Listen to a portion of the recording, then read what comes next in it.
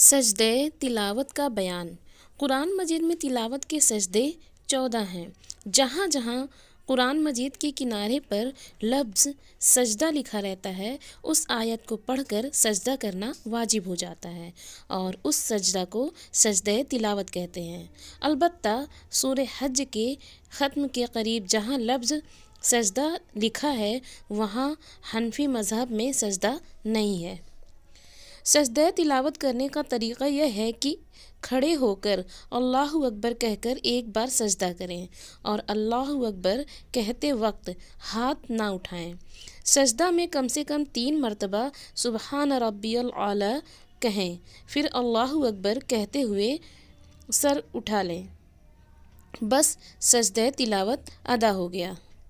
بہتر یہ ہے کہ کھڑے ہو کر اول اللہ اکبر کہیں، پھر سجدہ میں جائیں، پھر اللہ اکبر کہہ کر کھڑے ہو جائیں، اور اگر بیٹھ کر اللہ اکبر کہہ کر سجدہ میں جائیں تو پھر اللہ اکبر کہہ کر اٹھ بیٹھیں، کھڑے نہ ہوں تب بھی درست ہے۔ سجدہ کی آیت کو جو شخص پڑھے اس پر بھی سجدہ کرنا واجب ہے اور جو سنے اس پر بھی سجدہ کرنا واجب ہو جاتا ہے، چاہے قرآن سننے کی قصد سے بیٹھی ہو یا کسی اور کام میں لگی ہو اور بغیر قصد کی سجدہ کی آیت سن لی ہو۔ اس لیے بہتر یہ ہے کہ قرآن پڑھنے والا مرد یا عورت سجدہ کی آیت کو آہستہ سے پڑھے تاکہ کسی اور پر سجدہ واجب نہ ہو۔ اگر سننے والی نے ادائیگی نہ کی تو گنہگار ہوگی۔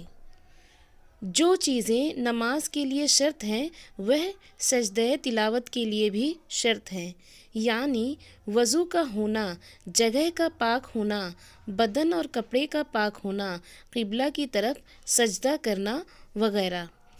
جس طرح نماز کا سجدہ کیا جاتا ہے اسی طرح سجدہ تلاوت بھی کرنا چاہیے۔ بعض عورتیں یوں ہی بیٹھے بیٹھے قرآن شریف ہی پر سر رکھ کر سجدہ کر لیتی ہیں، اس سے سجدہ ادا نہیں ہوتا اور واجب ذمہ میں رہ جاتا ہے۔ اگر کسی کا وضو اس وقت نہ ہو تو پھر کسی وقت وضو کر کے سجدہ کر لے، فوراً اسی وقت سجدہ کرنا ضروری نہیں، لیکن بہتر یہ ہے کہ اسی وقت وضو کر کے سجدہ کر لے کیونکہ بھول جانے کا خطرہ ہے۔